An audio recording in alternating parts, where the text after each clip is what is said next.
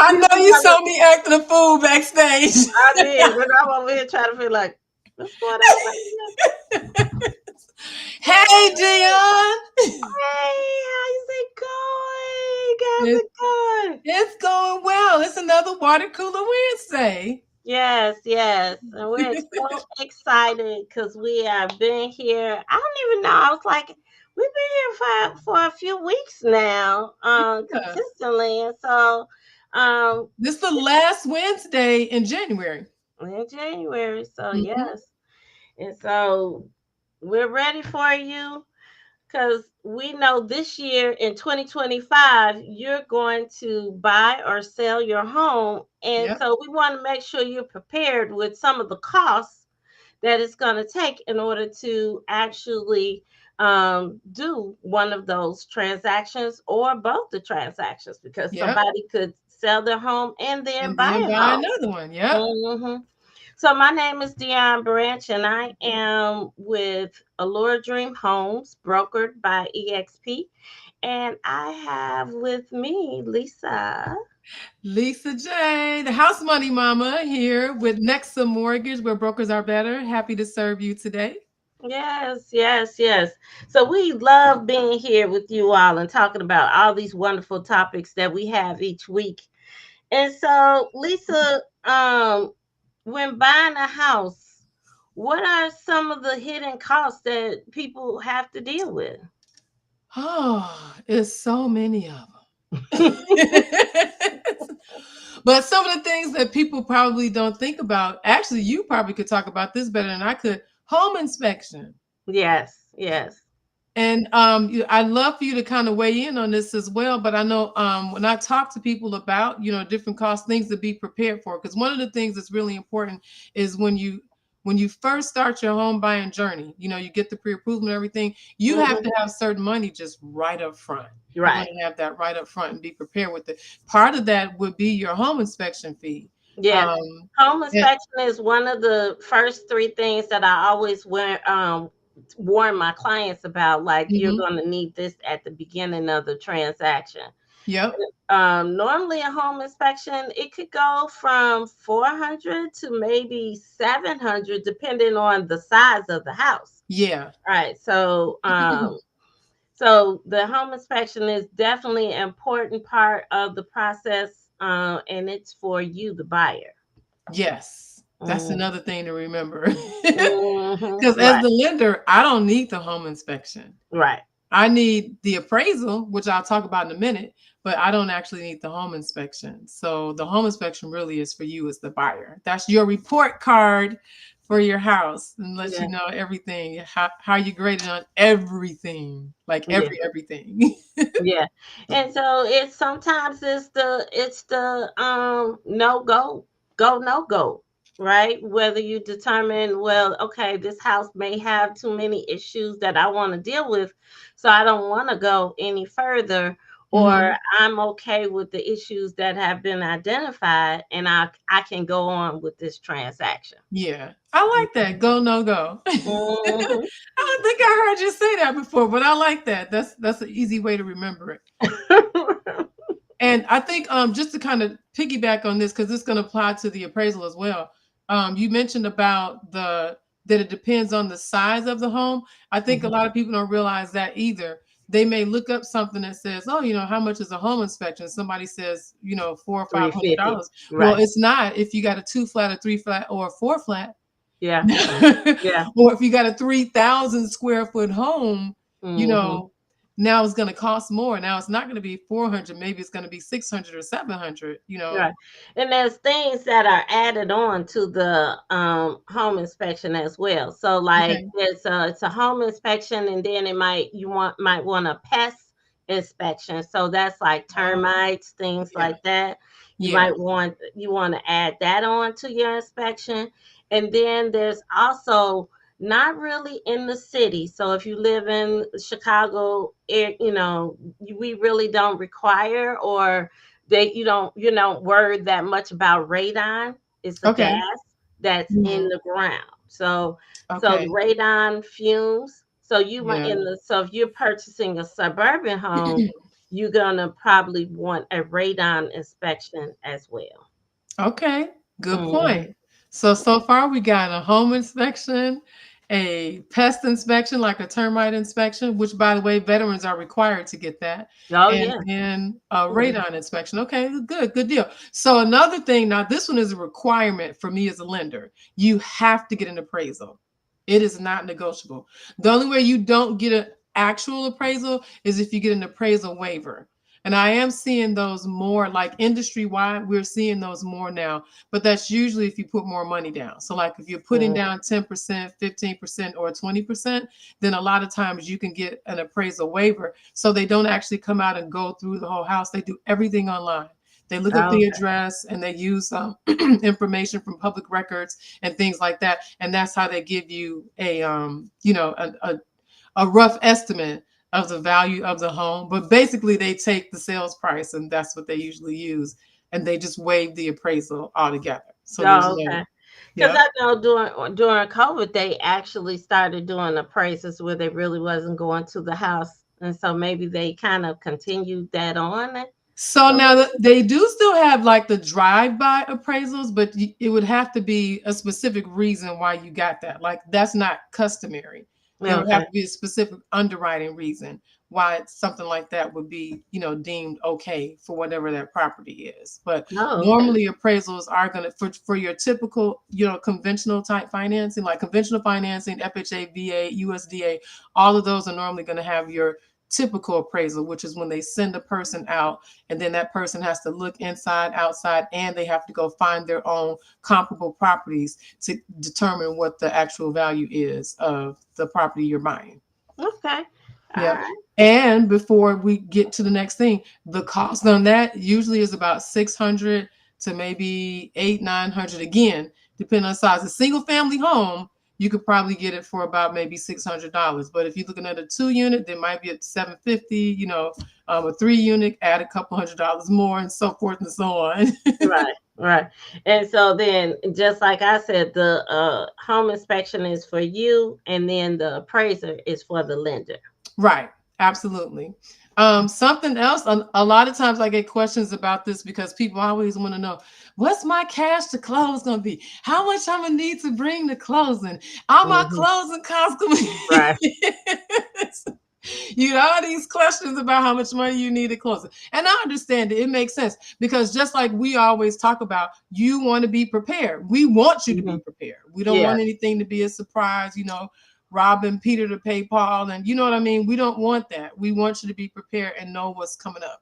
So I can't go into it, would be way too detailed to go into all of the cost, but I will say that there's a couple of different categories of fees that you're going to see on like a loan estimate or a closing disclosure. They're not all lender fees because it's the lender charging me too much. No, that title company didn't want to charge you $4,000 for their fees. Right. Right. Trying to put that stuff on me. That ain't me. But there are a number of different categories, that so for example, the usually it's category A. Those are origination costs. Now, origination costs, I'm a loan originator. So those are costs from the lender. So that would be, like my brokerage, if my brokerage, whatever fees my brokerage charge, and if there are any fees that are related to the interest rate itself. Because a lot of times, and I've done this a lot in 2024, because I have some special powers now. So I've been able to help people like, get a lower interest rate, and we put a discount point on their closing disclosure, which actually helps them around this time because now they're filing taxes and they can use that discount point, like however much they got charged for it, that is tax deductible. Oh, okay. So it Okay. helps to lower your income tax liability. if you use that when you itemize. So those are like origination fees. But then you also have title services and stuff. You got like they look up, they provide the title insurance for the lender as well as for the buyer. They handle all the paperwork related to any documents that you'll sign. They'll be the ones that oversee you actually signing the documents. Now, I do have to help in the preparation of them, but the title company itself, they're the ones that do that. They also make sure title is clear. You're I got right. some stories behind that.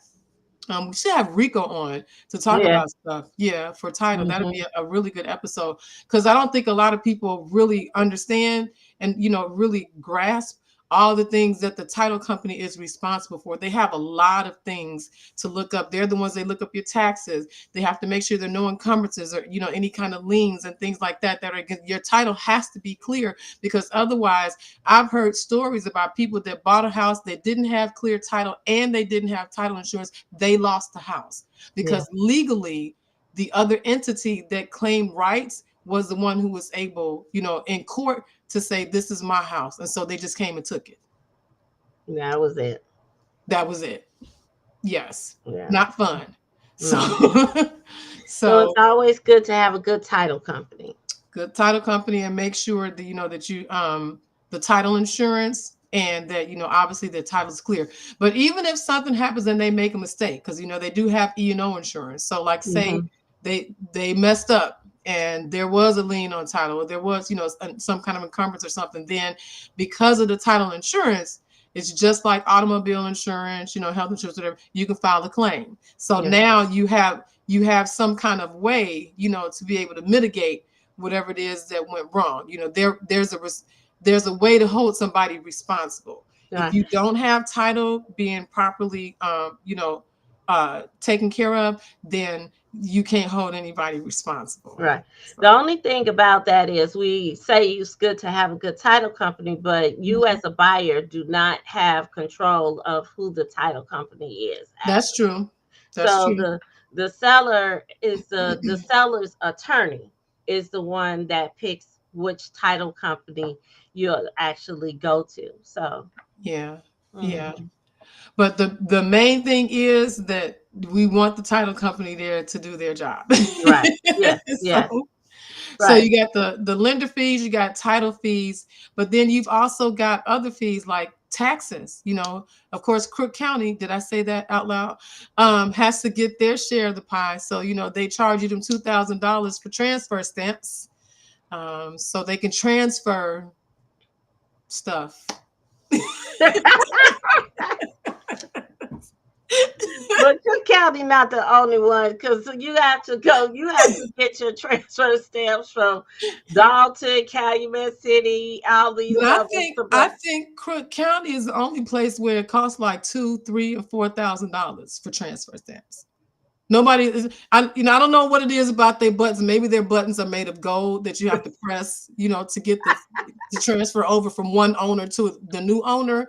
But yeah, but It the costs rest a of them, lot for me to hand you this piece of paper and slide it over to your desk.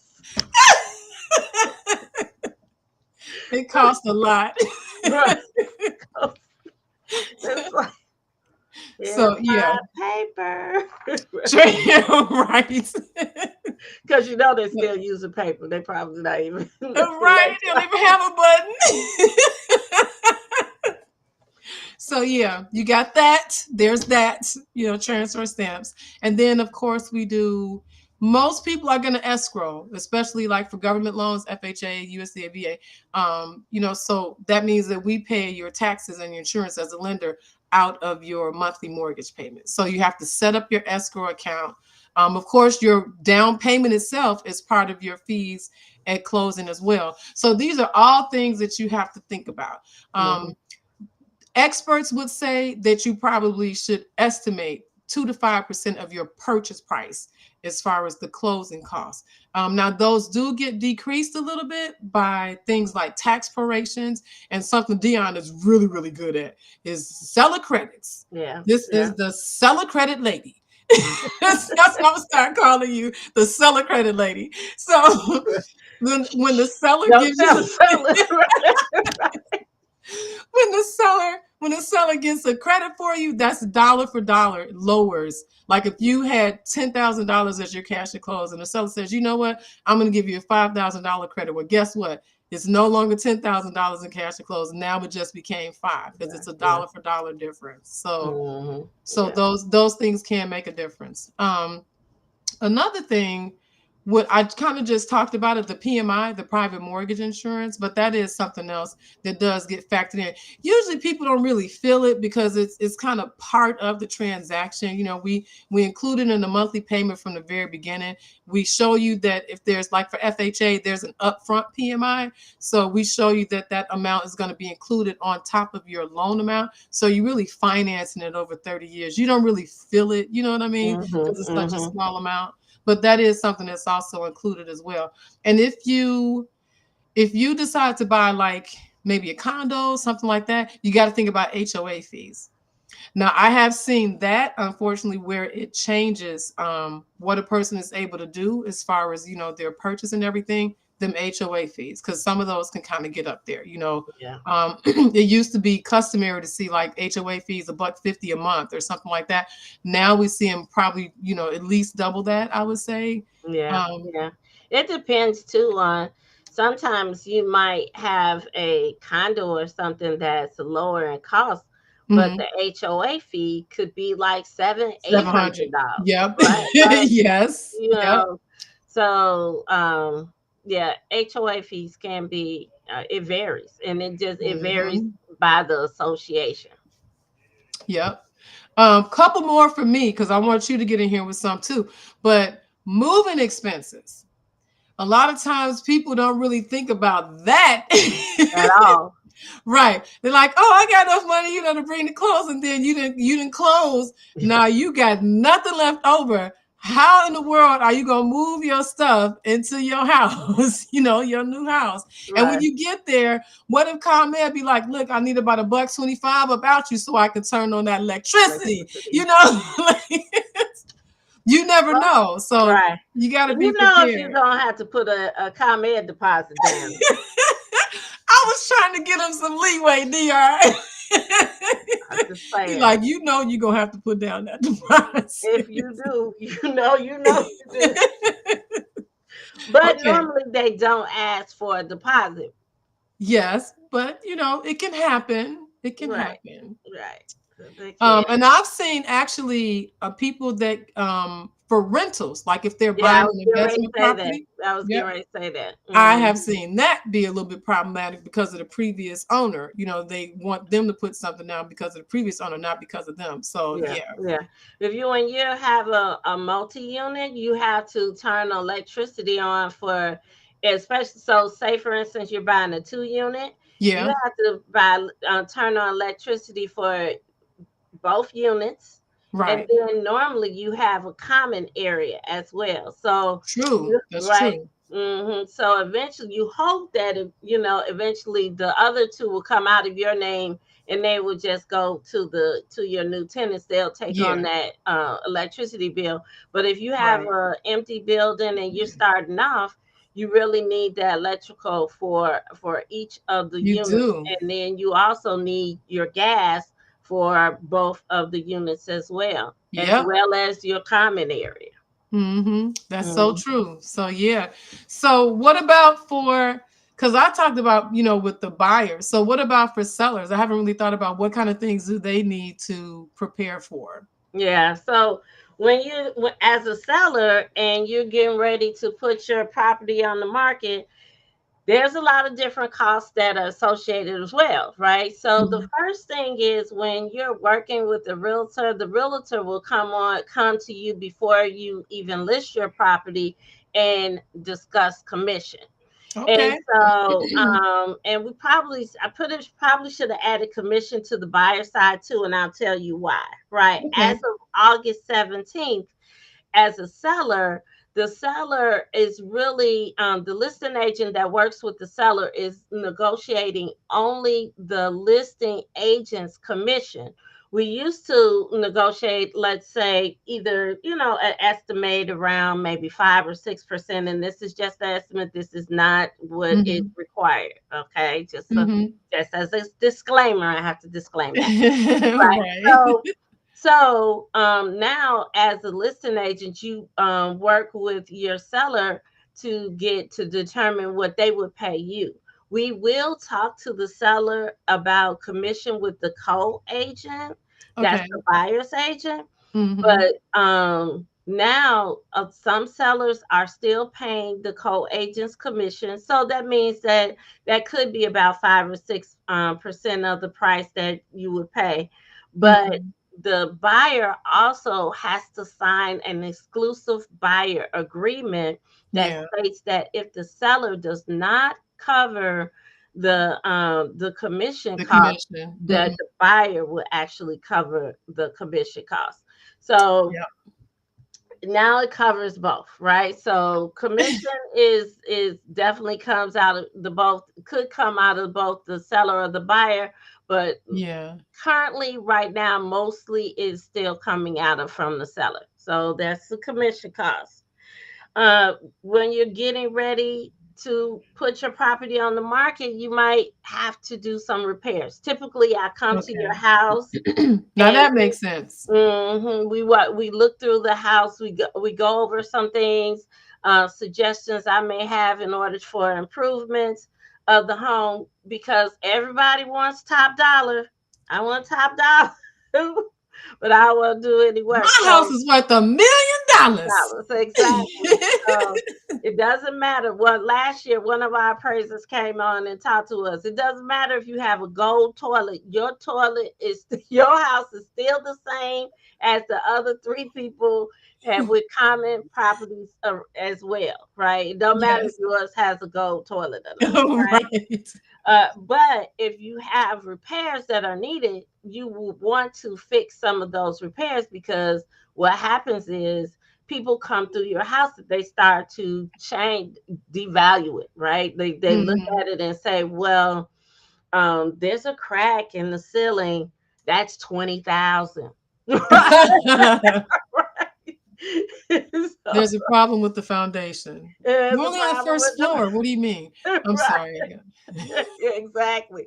Just things like that where they might not quite understand, or they see these things, a lot of times as a seller, as a person living in a home, what Mhm. happens is we get used to the doorknob not working, because we just kind of, it's just every day, oh, the doorknob wasn't working. But now you're selling your home, Yeah. you don't want the people to come in and know that the doorknob Oh, right. wasn't working all the time you were living there, Right. right? So, staging costs. Sometimes when your house is empty, everyone has moved out of the house, you might want to stage your property. So, because a lot of people like to see the house with items inside it, it helps them have a better visual of the home. And Mhm. so, it does cost to kind of stage your home. Or you could virtually stage some pictures as well. Okay. But so that's an option. But yeah, How much staging. does something like that run? Well, staging, it costs, it varies depending on how much you want to stage, right? So Mhm. you could be like $3,000 if you want to stage like maybe or one or two rooms, and then like Mhm. the kitchen and things like that. So it's kind of Okay. nice to have little things around the house where you kind of leave some things maybe behind, and so Okay. you don't have to pay for that stager, right? Mhm. Okay. Excuse me. Sorry, guys. Professional, so pre-sale inspection, Okay. right? So a lot of times you could have appraiser come by or a home inspector come by and Okay. actually do an inspection on your property. A lot of times, some people will do the appraiser coming by to just kind of look at the property. They wouldn't determine the value, but they'll identify items that might flag a property that can't sell FHA, because you Right. want your property to be an FHA, because that is the majority of the buyers that are out here right now. Yeah. So, right? Would you Yep. say?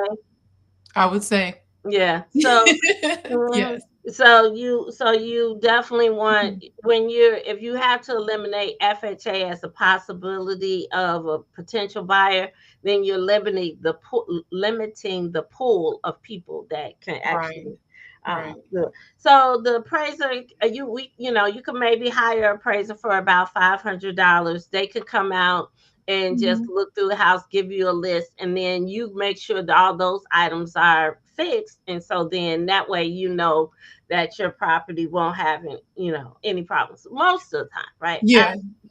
We had one come out. We did have a issue, but it was a small issue. So Okay. professional cleaning, right? Okay. Clean. Let's clean the house. People don't want to come and buy a house that looks kind of lived in, or let's Dirty. clean the Nasty. bathrooms and everything. Make sure that it looks and smells fresh, because people, Yes. right, you want people to kind of come in and be excited about your home and stuff.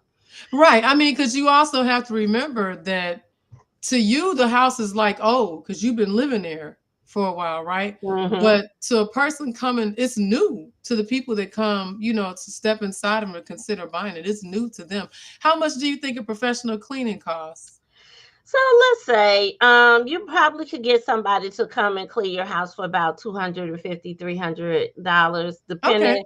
A lot of times they want to know how many bathrooms there are, how many bedrooms. So that price does vary, Yeah. based off of that, and the size of your home as well. So 250 is probably like a starting price, but then it Okay. could go up right from there. Okay. I got Mhm. you. Yeah. Okay. Yeah. So photography and marketing. So as an agent, and I'm doing the listing of your home, you don't have to worry about photography and marketing, because that's my job. That's what I'm Okay. going to do. I'm going to make sure that your home looks professional online, and Yeah. people are seeing the best house ever. Right. Right. Because we want your house to sell in 7 days. Right. All right. Mhm. The 7-day sale. I like that. Yes, yes, yes. Well, Elisa talked about the taxes. On the seller side, you got the taxes, transfer taxes, still got taxes. Crook County strikes again. Like, got taxes on both sides. Like, those taxes are still taxing. Right. Yes, that's Right. right. And then if you leave your house, and so if you had the opportunity to purchase a house and then you're selling your house, you're gonna still have to leave on your utilities. You Yeah, gotta leave the electricity on, the gas on, and right. especially during the wintertime. Yeah, I didn't even think about that. You're right. You have to keep all that stuff because obviously you got to be able to walk through and see. And so, yeah. See, So, yeah, mhm, yeah. you're Uh, paying now, utilities. um, now, if you're in the winter times, it's something else that's called winterizing your home. So Right. a Yep. lot of times, you can also get the property winterized, which is basically like they're getting all the water out of the lines, so Yeah. that in case there's any freezing temperatures or anything like that, less chance of your pipes to burst. How much does something like that cost? That one actually I don't know. Okay. But yeah, most of the time I haven't had my clients winterize their home, but Hmm. I've told them to leave their gas on, leave their heat on at a good temperature, right? It Okay. doesn't have to be hot, doesn't have to be steaming hot inside, but you Hmm. can leave it at least about 65, and you could, and when it's freezing, the day says freezing, you can have just a trickle of water running, so that it Hmm. just kind of um doesn't freeze your pipes and stuff. But Yeah. yeah. Okay. Mhm. That's a lot of stuff to think about. Right. So, and then there's the closing costs for the sellers. Yeah. So you've got typically as a seller, you're paying for the survey of the property as well. Title, I think some title as well. There, So there's just a couple of little title fees that they may have to do. mm, There's not really much with that. Probably more so than anything. You already mentioned the commissions, but tax prorations. yeah, They're tax. gonna have to give a credit for the taxes because we pay Mm-hmm, taxes in arrears. So for a seller, they will have to give that credit at closing because mm-hmm, there was your taxes that was when you was living there, so the buyer shouldn't have to pay them. right. And then if you agree to give a credit towards the closing, that all comes in your closing costs as well. So the buyer's not experiencing that on their side, but you're experiencing it on your side. So Right. Yeah. and you're right. And so uh, it's easier because as a seller, it's not coming out of your actual pocket, but it's coming Right. from the sale of the house. And Right. so, Yeah. So you so got to keep that in mind because every seller has a bottom line, and hmm obviously, like if you have a mortgage on your home currently, you're gonna have to pay that off before you can even think about proceeds from yeah, the house. So, and tax prorations, realtor commissions, and those couple of items that you have to pay, the title company, all of those things are things that have to be paid first, and then your profit will be after those things have been paid. yeah. Okay. Yeah, Yep. yeah. And then the last thing we talked about last week was capital gains. We talked about capital gains and We tax. did. Yep. Right. So they have a little note here that said if you're selling an investment property or a home is not eligible for exemptions. So those may be where you might be affected by some capital gain. But last week we Right. talked about if you had a house, you bought your house for 150,000. You're now selling your house for 300,000. That gives you a capital gain of about $150,000. Hmm. Say, say, and with the credit of capital gain credit, you would not as a have to pay the capital gain tax Right. because Yeah, because as it would be below the threshold. Exactly. Yep. mhm. So Yeah, there because I you remember being have it. surprised that the threshold was so high. I was I know. expecting it to be different, but yeah, it's Yeah. something like I think it was like 250 for 250, a single and and then married is like 500 for 750, I well believe, no, right? it's 500. I saw Five. 500. Okay. Yeah, because I know I remember it being pretty high. Yeah. So I mean, so that's really good because a lot of people would always worry about capital gain. Like, where am I going to have capital gain? And to find out Yeah. that the amount is so higher, so you really don't have to worry about it as much. But Right. but it depends. You might purchase a home a long time ago, and especially Now you really making some money off of right it. now, right. So, our parents' home selling that because so there's no mortgage or anything on it, and Yeah. and the value has gone up tremendously. So, yeah, But when we have our tax pro, they can probably give us some tips about how to get around that because yeah, there's usually some things that you can do that are kind of defray the IRS rules, or yeah, the impact of the IRS rules. Not like we going against them, but just you have to use them to your advantage. That's yeah, all. yeah, yeah, yeah. So, whew, Okay, look at that. We at the top of the hour wow. already. So we are so glad to be here with you guys every week. Every Wednesday. Every Wednesday.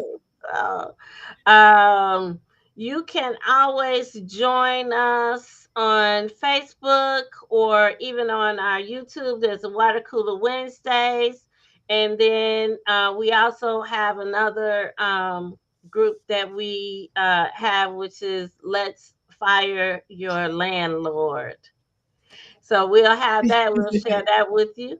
And if you're looking for a realtor, you can always give me a call. I am available to talk to you. But if you don't have a lender first, I'm going to send you to Lisa. Right here. Right. And so then with that, you always need to start your buying process with a lender. And Yeah, that's so the best way to do it. yeah. Get all your So ducks in a row. I want to say thank you. Thank you for joining us. We're, we're so excited to be here. I know. Bye. Bye bye. Have a great day, everybody.